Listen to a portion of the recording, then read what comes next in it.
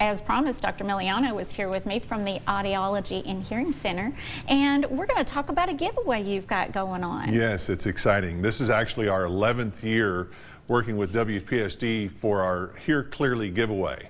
So this is an opportunity for someone to sign up on WPSDLocal6.com before March 28th for a chance to win a top-of-the-line set of AGX smartphone compatible hearing aids. So we've done this for the past 10 years, it's 11 years in a row, and we're really excited to honor some lucky winner and give them the gift of hearing. That is a big deal, very big deal, because hearing affects anybody from a small child to, you know, right, our elder years for sure. Last year there was a lucky lady that won this and actually gave it to her father. So he was ecstatic about that. That's big. It's been life-changing for their whole family, so it's really good. So yeah, I think our drawing is on April 2nd. So be sure to register before the 28th of March. Okay, and it's on the website so they can check that out WPSDLocal6.com. I love it. I love it. All right. Well, let's get to questions then. All right.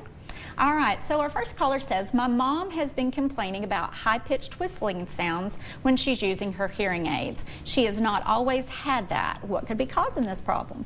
Well, it sounds like the most likely cause for that problem is just acoustic feedback.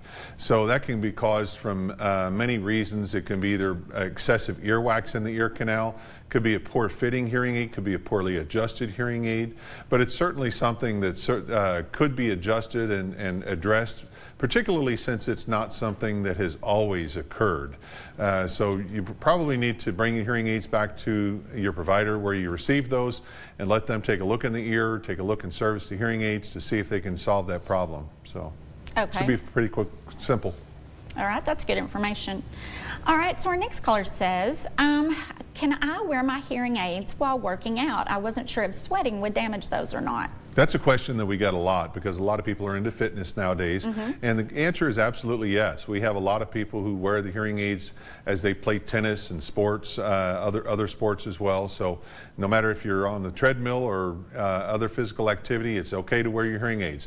One piece of advice though is there are hearing aid dehumidifiers that you can put the hearing aids in at night to help draw some of that moisture and humidity out of the hearing aid as you perspire during your sporting events. But part of the reason that we want you to wear the hearing aids is because we want you to be able to communicate and be aware of your environment around you, also socialize with those who are working out with you. So yes, you can absolutely wear your hearing aids while you're working out.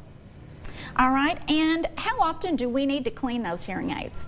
Well, depending on what you mean by cleaning them, I recommend that people clean them and brush them off. The surface of the hearing aid on a daily basis. The microphones on the hearing aids need to be brushed off daily to make sure that there's no dry skin, dirt, or debris that builds up on there. And then there's also a little filter inside most hearing aids that keeps the earwax and dry skin from accumulating inside the hearing aid and getting down to the speaker. That generally, I recommend people start changing about once a month. However, some people have to do have to change that more frequently depending on how much their earwax produces.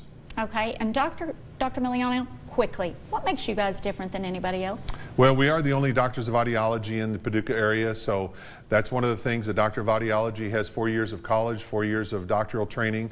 So anywhere else you go in the area is going to be a hearing instrument specialist, hearing aid dealer. So they're trained to evaluate hearing to determine the need for hearing aids, but they're not really looking at the underlying cause and the pathology of the hearing aids. So it's a great question. Thanks for asking. Thank you. Thank you for sharing all that information with us today.